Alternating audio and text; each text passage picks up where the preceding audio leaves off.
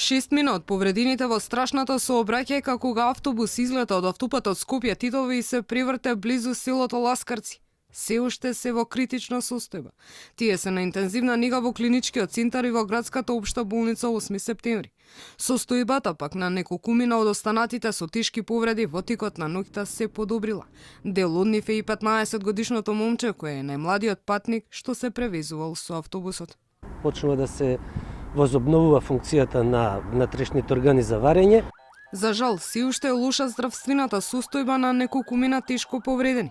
Лекарите будно ја следат нивната состојба. Оти неопходен е постојан надзор и следење на секоја најмала промена, за да се реагира на време.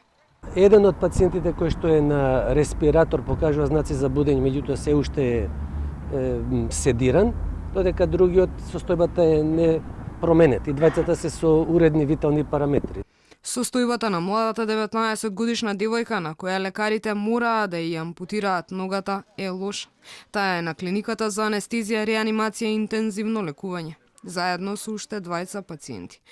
Останатите 20 на повредени, иако лежат во болничките кревети, се во стабилна состојба, сместени во одделни оделенија.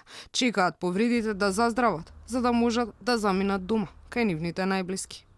Во строутната несреќа кај Ласкарци животот го загубија 15 луѓе.